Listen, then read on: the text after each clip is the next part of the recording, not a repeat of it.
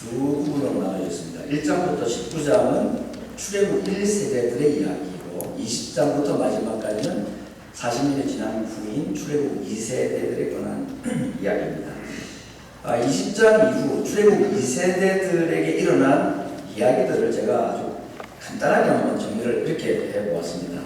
몇 번 설교를 통해서 우리가 이미 알고 있는 말씀들인데, 모세가 반석을 말로 하지 않고 두 번 내리침으로 물을 낸 사건, 모세의 불순종 이야기했고, 불뱀과 놋뱀 이야기, 발람과 발락 사이에 저주를 이스라엘 백성들에게 내려달라 하는 요구에 발람이 끝까지 하나님의 이름으로 축복을 하는 이야기가 되어 있습니다. 그리고 모압 여인과 음행을 한 사건 또는 고스비 사건 이런 것도 이스라엘 백성들의 2세대들 가운데 일어났던 이야기입니다. 자세한 이야기는 이미 설교를 했기 때문에 생략을 하겠습니다. 또 한 가지가 이제 2차 인구조사를 40년 만에 다시 실행을 한 사건. 이것은 하나님께서 주시는 이 약속의 땅을 반드시 보내겠다, 들여보내겠다는 약속이기도 합니다. 슬로보아시라는 딸들이 아들만 차지할 수 있는 이 땅을 믿음으로 차지하는 이야기도 기록이 되어 있습니다. 6월절이나 77절이나 나팔절, 대속죄, 초막절과 같은 이스라엘의 중요한 절기들이 소개되는데 이것은 하나님께서 자기 백성들과 끊임없이 교제하기를 원하신다는 이런 것이 가나안 땅에 들어가기 직전에 있었던 출애굽 2세대들에게 일어난 이야기와 그들 관계 속에서 하나님께서 하신 말씀들의 내용입니다. 또 한 가지는 이제 오늘 본문에서 살펴본 이제 중요한 이야기 중에 하나가 미디안이라는 이 민족과의 전쟁 이야기도 본문 앞에 기록이 되어 있고 또 미디안과의 전쟁을 이기고 난 후에 전리품을 나누는 이야기도 기록이 되어 있습니다. 오늘 제 이야기는 그 이후에 이스라엘의 12지파 중에서 르벤과 갓이라는 두 지파가 요단강을 건너기 전인 가나안 동편 땅에 머물게 해달라 하는 요청을 하는 이야기. 오늘 이런 이야기들을 출애굽 2세대들 가운데서 일어난 사건들을 요약이 되는데 오늘 저는 이제 두 가지의 중요한 사건을 가지고 좀 말씀을 드리고자 합니다. 첫 번째는 미디안 전쟁이라는 전쟁입니다. 이미 출애굽 2세대들은 몇 번의 전쟁을 경험을 했습니다. 아마 여러분 기억하실 수 있는 전쟁들인데 아랍이라는 민족과의 전쟁, 또 아몰이나 바산이라는 강력한 나라와의 전쟁에서 이미 승리를 한 상태입니다. 그런데 하나님께서 모세에게 미디안과도 전쟁을 하라고 말씀하십니다. 어떤 의미에서는 이 모세에게 주어진 마지막 사명이라고 해도 될 만한 미디안과의 전쟁을 하나님이 말씀하셨습니다. 앞에 있었던 아랍, 아모리, 바산 그리고 앞으로 하게 될 많은 전쟁들은 이스라엘 백성들이 가나안에 들어가기 위해서 반드시 해야 될 전쟁이 맞습니다. 그러나 이 미디안과의 전쟁은 사실 할 이유가 없는 전쟁입니다. 왜냐하면 이 미디안이라는 민족은 가나안 본토민이 아니기 때문에 굳이 말하자면 이스라엘 백성들이 해야 될 전쟁의 대상이 아니라고 말할 수가 있는데 그러면 왜 하나님께서 미디안과 전쟁을 꼭 하라고 하시는가? 그 전쟁하라는 얘기는 결국 미디안 민족을 다 없애라 하는 이야기입니다. 좀 무시무시하고 하나님이 너무 잔인하신 분 아닌가 하는 오해를 받을 만한 이 전쟁을 왜 하라 하셨는가? 두 사람 때문입니다. 발람과 고스비라는 이 두 사람 때문에 전쟁을 하라고 말씀하셨습니다. 그럼 발람은 민수기서에 나와 있는 아주 긴 이야기의 한 주인공입니다. 이 사람이 결국 이제 발락이라는 모압 왕이 이스라엘을 저주해달라. 왜냐하면 이 발람이 하는 말대로 다 되는 걸 보고 발람이 저주하면 이스라엘도 저주를 받을 거다 생각하고 저주를 요청했는데 발람은 하나님 믿는 선지자는 아니지만 그래도 하나님께서 그 발람에게 이스라엘을 오히려 축복하는 이야기가 계속 반복이 됩니다. 그래서 발람과 발락은 이제 헤어지게 되고 그것으로 발람 이야기가 끝이 났는가 했는데 그 이후에 일어난 이 모압 여인들과 이스라엘 남자들 간의 음행 사건 이것을 누가 조장을 하고 아이디어를 줬냐? 나중에 보니까 발람의 아이디어였습니다. 그래서 발람이 모압 왕에게 내가 내 입으로 하나님께서 하지 말라는 저주를 할 수는 없었고 그런데 내 생각에는 굳이 당신이 이스라엘이 망하는 걸 보고 싶으면 하나님이 직접 이스라엘을 벌하시는 방법이 있긴 하다고. 이게 성경에 없는데 충분히 가능한 짐작입니다. 그럼 그게 뭐냐? 그러니까 이 하나님이 제일 싫어하는 게 우상숭배인데, 이 모압의 여인들을 미인계를 동원해 가지고 이스라엘 남자들을 유혹을 해서 같이 바알에게 제사를 지내고, 그때 음식도 먹고, 바알 숭배하는 이 제사에는 예식 중에 하나가 음행의 예식이 있기 때문에, 그러면 남자들이 다 유혹을 받을 거다. 그렇게 조언을 하고 실제로 그걸 해보니까 먹혀드린 겁니다. 그래서 모압의 여인들을 통해서 이스라엘 남자들이 대거 바알에게 제사를 지내고 또 음행의 죄를 범하고, 이게 발람의 아이디어였다는 게 나중에 성경에 드러나게 됩니다. 그래서 이 발람 때문에 안 해도 될 미디안과의 전쟁을 하나님께서 반드시 하라, 그렇게 말씀하십니다. 또 한 사람은 이 모압 여인들과 이스라엘 백성이 음행을 하고 있는 동안에 보스비라는 여인이 나타나는데, 이스라엘 백성들 가운데 이 시므온 지파의 시므리라, 외우지 않아도 됩니다. 이거 별로 안 중요한 사람이라서 성경에 이름이 있어서 제가 소개를 하는 뿐입니다. 이 시므리라는 남자가 분위기 파악도 못하고, 지금 이스라엘은 모압 여인들과 음행 때문에 지금 전염병이 돌아가지고 나중에 보면 24,000명이 죽었다 그랬습니다. 사람들이 죽어 난리가 났는데, 이 시므온 출신의 한 남자가 여인을 데려와가지고 아내로 삼고 자기 장막에 들어가서 신혼밤을, 밤인지 낮인지 모르지만 지내고 있는데, 그걸 제사장인 비느하스가 보고 화가 나가지고, 지금 하나님 이 민족이 이렇게 벌받고 있는데 어디 대놓고 이렇게 대낮에 이런 죄를 범하냐 해서 창으로 찔러 죽인 사건이 있었습니다. 비느하스의 참 이야기죠.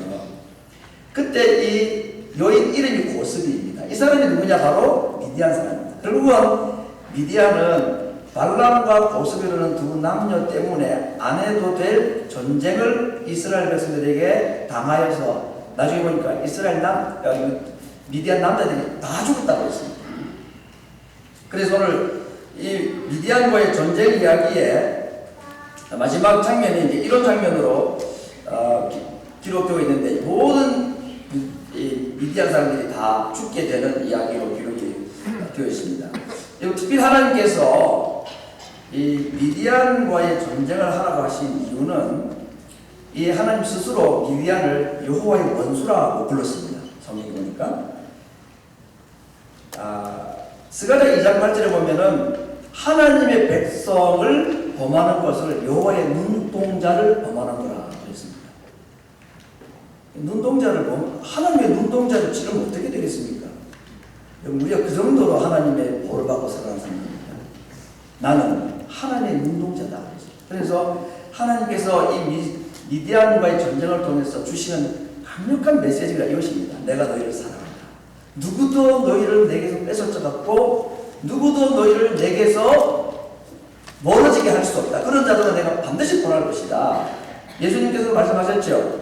어린 소자 한 명을 실족케 하면 연장맷돌을 목에 메고 물에 빠뜨려 죽는 것이 낫다고 했습니다. 이스라엘 백성들로 하여금 범죄케 한 두 사람, 바로 이 미디안 민족을 하나님께서는 연장맷돌을 그 목에 지금 달고 계신 것과 같은 것입니다. 감히 내 백성을 범죄케, 감히 내 백성들을 죄의 유혹을 받아서 믿음에서 떠나게 만들어 내가 그런 자를 절대로 용서하지 않는다 하는 것이 이 미디안 전쟁의 본질입니다. 그래서 이 미디안 전쟁은 사실은 이스라엘 백성들이 차지할 영토는 아닙니다. 왜냐하면 가나안 땅에 포함되어 있지 않는 땅이기 때문에. 그래서 이 미디안 전쟁은 영토 전쟁이라기보다는 영적인 전쟁이다. 그들에게 잃어버리는 것이 땅이 아니라 믿음을 잃어버리게 만드는 것에 대해서 하나님께서 벌하시고 그들을 전쟁을 통해서 멸절을 시키기를 원하시는 것, 이것이 미디안 전쟁의 이야기였습니다. 그래서 이 미디안 전쟁의 결과가 민수기 31장에 이렇게 기록이 되어 있습니다. 그들이 여호와께서 모세에게 명하신 대로 미디안을 쳐서 남자를 다 죽였고, 그 다음 미디안의 5 왕을 죽였다 하면서 5 왕 이름이 납니다. 에위, 레겜, 수르, 후르, 레바. 역시 중요하지 않은 사람들입니다. 근데 수르가 누구냐면, 수르라는 왕이 고스비의 아버지라고 기록되어 있습니다. 그리고 또 보올의 아들 발람을 칼로 쳐 죽였다. 결국 이 미디안 전쟁은 수르와 그의 딸 고스비 그리고 이스라엘 백성들로 하여금 범죄케 하였던 발람에 대한 죄에 대해서 이스라엘 백성들로 하여금 이 미디안을 멸절하게 하신 사건이었습니다. 전쟁을 하고 난 다음에는 전리품이라는 게 있습니다. 그래서 이 미디안 전쟁 끝나고 난 뒤에 전리품들을 가지고 왔습니다. 그때 이제 전리품을 분배하는 이야기도 성경에 기록이 되어 있습니다. 목숨을 걸고 전쟁에 참여한 군인들에게 좀 많이 줘야 되겠죠. 6대 4 정도는 많이 줘야 되지 않겠습니까? 그런데 하나님께서 새로운 질서를 세우셨습니다. 전쟁에 참석한 군인이나 가지 않고 남아있는 백성들이나 똑같이 50대 50으로 나눠라. 이 하나님께서 전리품 분배의 원칙이었습니다. 여러분 어떻게 생각하십니까? 좀 수고한 사람에게 좀 더 많이 주는 게 당연한 거 아닙니까?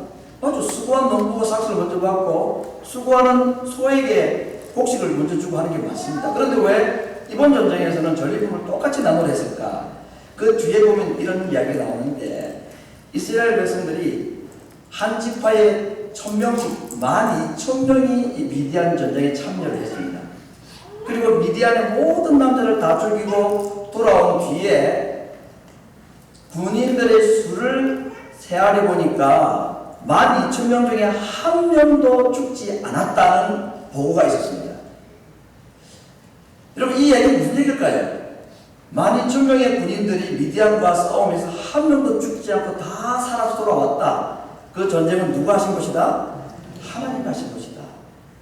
하나님께서 다 해놓으시고 하나님이 이겨놓으신 전쟁인데 참석한 사람은 더 받고 참석 못한 사람은 덜 받고 그렇게 할 수 없다는 얘기입니다. 전쟁은 하나님께서 하신 것이고 그렇기 때문에 참석한 군인이나 그러지 않은 사람이나 동일하게 하나님의 은혜로 살아가는 자들이니 전리품을 똑같이 나누라 그렇게 말씀하신 것입니다. 정말로 우리의 나의 나됨은 하나님의 은혜임을 우리가 하나님 앞에서 또 다른 성도들 앞에서 고백하는 것이 참 바른 신앙 아니겠습니까? 누군가가 우리에게 일어나는 좋은 일들 가족들에게 일어나는 자랑할 만한 이야기들을 내가 하거나 다른 사람이 막 우리에게 얘기를 들려줄 때에 우리가 할 수 있는 답은 무엇일까요? 하나님의 은혜입니다. 이거밖에 없는 겁니다. 내가 정말 엄청 수고했죠. 고생 엄청나게 했죠. 그렇게 마땅히 자기가 받을 영광을 받은 것처럼 생각하는 것은 전리품의 몫을 내가 좀 더 가지겠다는 욕심이 있는 것과 다를 바가 없지 않겠습니까? 정말 누구의 수고를 떠나서 남보다 더 수고했다고 더 많은 대우를 받고 칭찬을 받으려 한다면 그 은혜를 하는 것을 모르는 자들의 힘입니다. 여러분 예수님의 십자가 밑에서 우리가 누가 더 잘했는지 누가 더 잘못했는지를 따진다면 누가 더 수고를 하고 덜 했는지를 따진다면 그 정말 우습고 부끄러운 이야기가 아니겠습니까?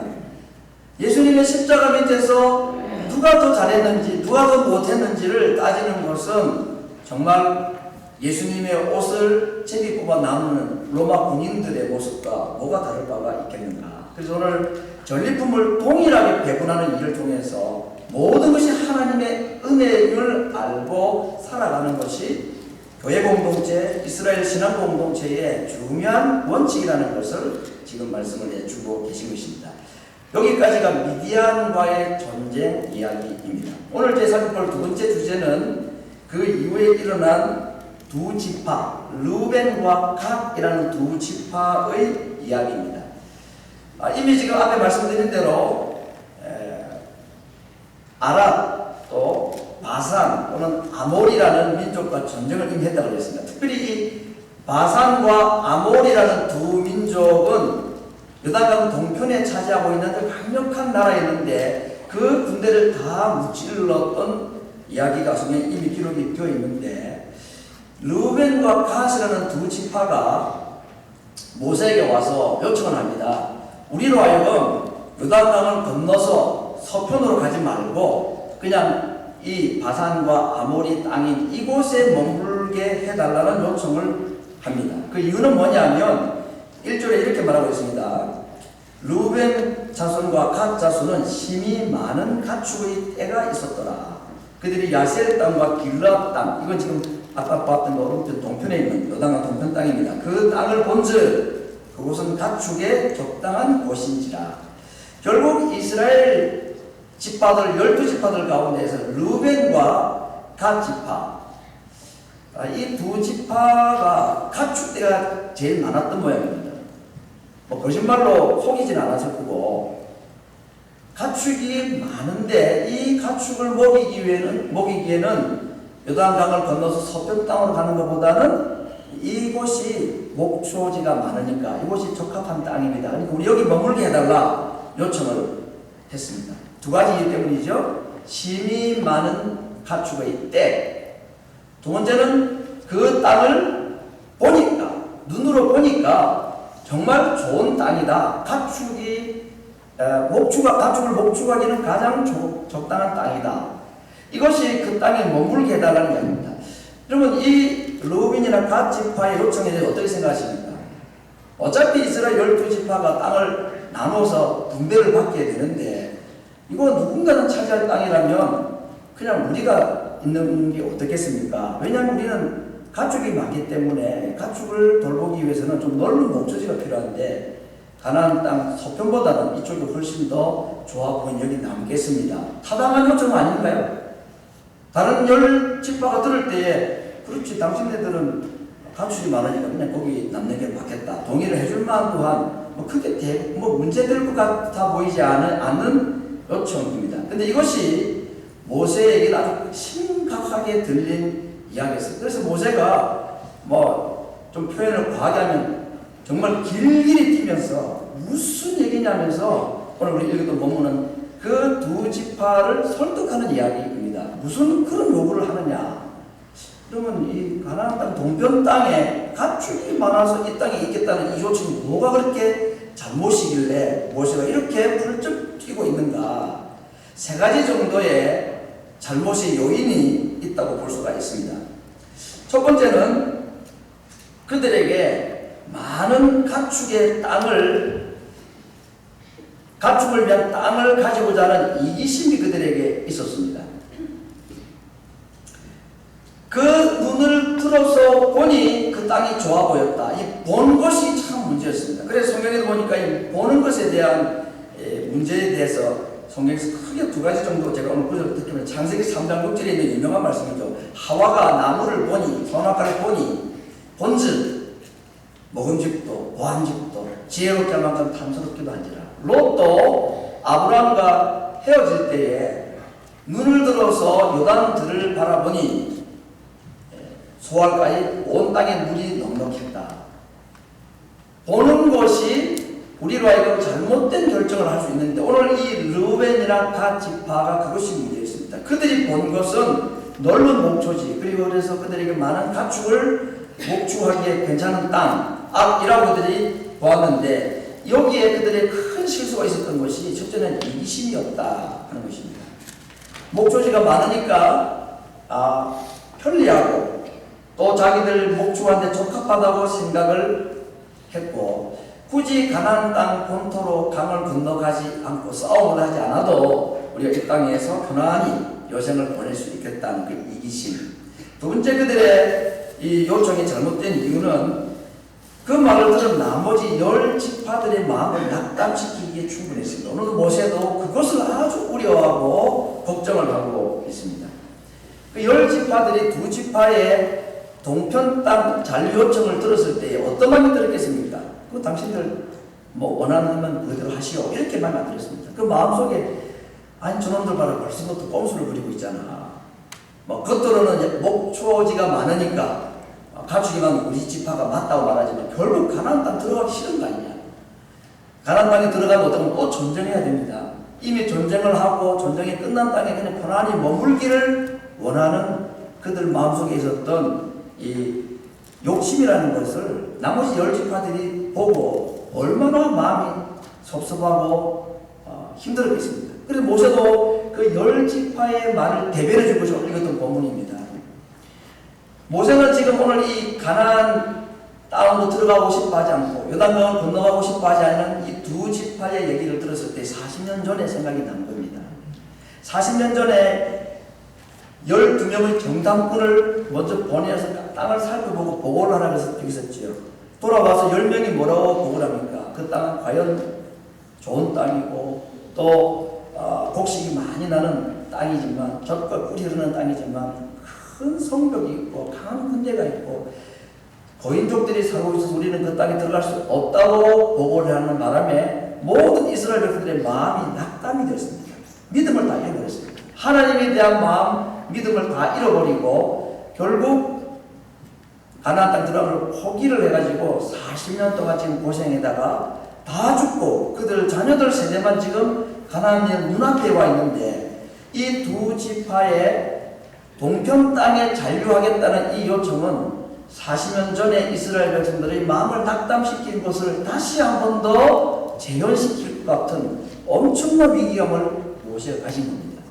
이거 나서지 않으면 큰일 나겠다 싶어가지고 이 두 지파에 대해서 아주 길게 그 부모들 세대들 가운데서 어떤 일이 있었는지 정당권 이야기를 하면서 절대로 너희들의 요청이 정당하지 못하고 나머지 가족들, 나머지 10지파들에게 얼마나 낙담이 되겠느냐. 결국은 우리로 하여금 또 40년을 고생하게 만들 작정이냐. 그렇게 지금 그들을 추궁을 하게 된 것입니다. 세 번째, 이들이 가나안 땅, 동편 땅 잔류가 잘못된 요청인 이유는 그 땅에 남게 되면 남은 너희들도 위험하다 하는 걸 말씀하고 있습니다. 무엇이 위험하냐면 믿음에서 떨어질 가능성이 많다는 겁니다. 요단 강을 사이에 두고 자주 왕래를 못하게 되겠죠. 강이 넘치면 오지도 가지도 못합니다. 나중에 결국 예루살렘 성은 가나안 서편에 있는 거 아닙니까? 그러니 이들이 만만히 하나님 앞에 제사하러 오지도 못하고 강을 사이에 두고 신앙이 떨어지고 멀어지게 되면 결국 이들이 하나님을 믿는 믿음에서 떠나게 될 것이다. 그래서 너희들에게도 좋지 않은 결정이다 하고 그들을 설득을 한 것입니다. 이렇게 가나안 동편 땅에 남겠다는 이 두 지파의 생각은 다른 10지파에게도 그렇고 본인들의 신앙에도 그렇고 절대로 유익하지 못한 이기적이고 불신앙적이고 편리를 앞세운 잘못된 생각이었다는 것을 모세가 지금 밝혀주고 있습니다. 그러므로 이 요단강 동편 땅에 남겠다는 이 두 지파가 정말 하나님 앞에서 그런 마음이 들었다 할지라도 그들이 생각해야 되는 또 다른 믿음의 생각들이 꼭 필요했다고 생각합니다. 믿음의 눈으로 그 땅을 다시 한번 바라봐야 된다. 자기들의 눈으로 목초지가 풍성한 땅이 아니라 과연 이 땅이 우리의 믿음에 적합한 땅인가? 그래서 이렇게 기도하는 것이 옳다고 생각합니다. 하나님, 지금 저의 생각으로는 이 땅이 우리 두 지파에게 가장 적합한 땅이라고 생각이 듭니다. 그런데 하나님 생각은 어떻습니까? 이렇게 물어야 되는 거 아닌가요? 두 번째, 다른 지파들에게도 혹시 잘못된 영향을 주지는 않을까 하고 혹시 우리들의 결심이 다른 10지파에게 마음의 불편을 하게 만들거나 믿음을 떨어뜨리거나 그들을 시험에 들고 실족해 하지는 않을까 그렇게 생각을 해보았어야 옳았습니다. 만약에 그렇다면 하나님 저희 생각을 내려놓겠습니다. 우리에게 아무리 좋고 누가 생각해봐도 우리 생각이 옳다고 생각할지라도 우리의 결심이나 결정이 다른 지파 형제들에게 실족해 하거나 그들의 마음을 시험 들게 한다면 우리의 생각을 내려놓겠습니다 하는 것이 맞습니다. 그래서 이런 루벤과 갓 두 지파가 동편 땅에 머물고 싶어하는 생각이 들었을 때에 그들이 기억해야 될 신약 성경의 말씀이 있다면 이런 몇 구절을 볼 수 있지 않을까 생각합니다. 특별히 이 부분에 대해서는 바울이 참 잘 얘기를 해주었습니다. 고린도서 10장 23절 모든 것이 가나 모든 것이 유익한 것이 아니요 모든 것이 가나 모든 것이 덕을 세우는 것이 아니니 누구든지 자기의 유익을 묻지 말고 남의 유익을 구하라. 가나안 땅 동편 땅에 머물고 싶고 머물러야 할 만한 합당한 이유가 있다 할지라도 그것이 다 가능하지만 다 유익한 것이 아니고 다 남의 덕을 세우는 것이 아니고 남의 유익을 위한 것이 아니라면 남의 유익을 위한 결정을 하는 것이 가나안 땅 동편 땅이냐 서편 땅이냐를 결정하는 데 중요한 질문이 될 수 있는 말씀입니다. 그리고 이 말씀을 계속 바울이 하는 중에 고린도서 10장 31절 이하에는 유명한 말씀을 하셨죠. 그런즉 너희가 먹든지 마시든지 무엇을 하든지 다 하나님의 영광을 위하여 하라. 유대인에게나 헬라인에게나 하나님의 교회에나 거치는 자가 되지 말고 나와 같이 모든 일에 모든 사람을 기쁘게 하여 나의 유익을 굳지 않고 많은 다른 사람들의 유익을 위하여 저희로 구원을 얻게 하라. 오늘 이 가나안 동편 땅에 남겠다는 두 지파가 만약에 이 구절들을 알았다면 정말 그들의 결정이 어떠해야 되는 것인가 하는 것을 답을 분명히 알았을 것입니다. 모든 것이 가능하지만 다 유익한 것이 아니고 남의 유익을 위하는 것이 곧 누구를 위한 것이냐? 하나님의 영광을 위한 것이다. 아무리 땅의 삶의 조건이 좋고 편리해도 강을 건너고 또 전쟁을 해야 되는 그 불편을 포기해서는 안 된다는 것입니다. 지금 이 땅의 삶의 조건이 아무리 좋다 해도 우리가 이 땅의 신앙생활의 여정을 가나안 땅 동편에 머물러서는 안 된다는 것을 말씀하고 있습니다. 가나안 땅 동편은 어떤 땅입니까? 그 땅은 우리가 눈으로 볼 때에 우리에게 유익하고 좋은 땅처럼 보이고 편리한 땅처럼 보이는 것입니다. 가나안 땅이 안 들어온 것도 아니지요. 강을 건너서 서편으로 가지 않았을 뿐입니다. 가나안 땅에 거의 들어온 사람들입니다. 그러나 이들이 정말 더 가야 될 여정이 남아 있었다. 이쯤에서 안주해도 되겠구나. 지금 이 정도에서 우리의 신앙이 머물러도 되겠구나. 두 지파의 신앙은 거기였습니다. 더 나은 하나님의 약속의 땅을 향하여서 가는 그 번거로움을 그들은 수고로움을 원하지 않았던 것입니다. 그냥 여기가 좋사오니 이쯤에서 그냥 우리가 살겠습니다.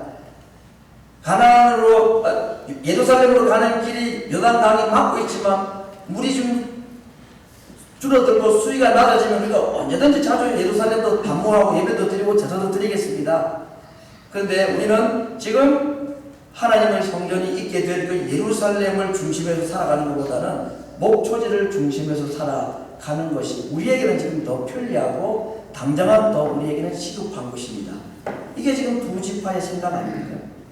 하나님께서 그들에게 정말 주고 싶어 했던 땅은 가나안 땅 요단강을 건넌 서편 땅이었습니다. 강을 건너야 하고 그리고 또 전쟁을 해야 되는 수고로움이 있는 것입니다. 이들은 그 수고로움이 귀찮아서 그냥 있는 곳에 머물러 있고 싶어 했고 우리가 하나님을 떠나지도 않을 것이니까 걱정하지 말고 우리의 목초지에 필요한 땅이니 이 땅을 우리에게 달라. 얼마나 지혜로워 보이고 또 신앙도 버리지 않고 자기들의 삶도 포기하지 않겠다는 좋은 타협 아닌지 모릅니다. 여러분 눈으로 보는 것과 믿음으로 보는 것은 항상 반대일 가능성이 많습니다. 정말 우리가 어떤 문제를 보고 결정해야 될 때에 우리의 눈으로 본즉 먹은직도 하고 보안직도 하고 이것이 참 좋은 결정인 것처럼 지혜롭게 생각하는 것처럼 보이지만 그것이 하나님께서 원하지 않는 육신의 눈의 결정이 된다면 육신의 눈으로 보는 결정을 내려놓는 것이 믿음인 것입니다. 눈에 보이는 것, 눈에 보이는 목초지가 있는 가나안 땅 동편 땅에 머무르겠다는 그들의 생각은 정말 모래사장에 가서 해수욕장에 휴가를 가가지고 거기에 모래성을 쌓는 모래성도 같은 것이고 아이들이 그 소꿉장난 한다고 이건 밥, 이건 반찬, 이건 떡, 그 모래 가지고 만든 떡에 지나지 않습니다. 그것은 지나고 나면 물이 한 번 들어오면 싹 흩어 지나가 버리면 흔적도 없이 사라지는 것이 모래로 만든 성이고 모래로 만든 떡 아닙니까? 눈에 보이는 것은 그런 것이다 하는 것입니다. 눈으로 보는 것은 사라지고 없어지게 될 모래와 같은 것입니다. 그러나 믿음으로 보는 것이 진짜 성이고 그것이 진짜 떡이라는 것입니다. 우리는 눈에 보이는 것이 아닌 믿음의 눈으로 보는 그 요단강 동편, 요단강 강 너머에 있는 땅을 볼 수 있는 믿음의 눈이 우리에게 필요합니다. 사랑하는 성도 여러분, 요단강 동편에 눈에 보이는 좋은 것들에 우리가 참 흔들리기 쉬운 연약한 자들입니다. 이쯤에서 더 많은 수고와 신앙의 경주를 하고 싶지 아니하는 마음이 우리에게 가끔씩 찾아올 때가 있습니다. 요단강 동편은 약속의 땅에 가깝기는 하지만 아직은 도달하지 못한 땅이었습니다. 이만하면 됐다, 거기서 멈추고 싶은 유혹이 있는 것이 요단강 동편 땅입니다. 그러나 하나님께서 이스라엘 백성들이 주고자 하셨던 땅은 강을 건너 있는 요단강 서편 땅이었습니다. 강을 건너고 적군과 싸워야 하고 또 요단강 서편으로 가야 하는 번거로움이 아직 우리에게 남아있지만, 그러기 위해서는 우리에게는 진짜를 볼 수 있는 믿음의 눈이 필요한 것이지, 허상과 가짜를 보는 우리의 눈에 보이는 것으로 따라가서는 안 된다는 것을 말씀해 주고 있습니다. 루벤과 같이 가는 그 형제들과 같이 되고 싶어 하지 않았습니다. 그들과 똑같은 또 다른 전쟁을 하고 또 다른 번거로운 수고를 하고 싶지 않았습니다. 그러나 예수님은 하나님과 같이 되기를 포기하시고 우리와 같이 되어 주셨습니다. 예수님은 자기의 뜻보다는 아버지의 뜻을 찾기를 원했고 그 뜻에 순종하기를 원하셨습니다. 자신의 안락함보다는 우리의 안위를 더 위하셨습니다. 이것이 루벤과 갓 지파와 다른 예수님의 모습이었습니다. 우리와 같이 되기 싫어하셨던 예수님이 아니라 우리와 똑같이 되기를 원하셨고, 그래서 자기의 모든 하나님과 동등됨을 여길 것을 다 내려놓으시고 오히려 종의 형체를 입고 이 땅에 오셨다고 했습니다. 사랑하는 성도 여러분, 오늘 저는 요단강 서편 땅과 동편 땅에 대한 얘기를 하고 있습니다. 두 지파의 요단강 동편 땅 잔류 요청은 일면 일리도 있어 보이고 또 지혜로운 요청 같아 보이기도 합니다만은 결정적으로 그들은 눈에 보이는 것을 택하고 믿음의 눈으로 보는 것을 포기한 자들이었기 때문에 그들의 결정을 성경은 지지해 주지를 않고 있습니다. 이 두 지파의 이야기는 오늘 우리들의 이야기입니다. 우리도 자주자주 이 눈에 보이는 것에 안주하고자 하는 두 지파와 같은 적당한 타협안, 요단강을 사이에 두고 있지 않으고 언제든지 예루살렘으로 가겠습니다 하는 신앙을 하나님 앞에 이렇게 타협으로 내세워놓고 우리 것은 지키고 싶어하고 믿음의 영역은 타협하고자 하는, 이것이 루벤과 갓 지파의 실수였습니다. 그들은 형제들 지파들과 같이 되고 싶어 하지 않았고 그들과 똑같은 또 한 번의 전쟁하기를 싫어했던 자들이었습니다. 그러나 주님은 우리와 같이 되셔서 우리를 구원해 주시기 위하여 신이 종의 모습으로 이 땅에 내려와 주셨습니다. 어떻게 해야지 요단강을 건너서 하나님께서 주신 이 믿음의 영역인 가나안 땅 서편 땅까지 갈 수가 있을까요? 우리의 눈을 우리와 같은 분으로 오신 그 예수님께 고정시킬 때에 가능합니다.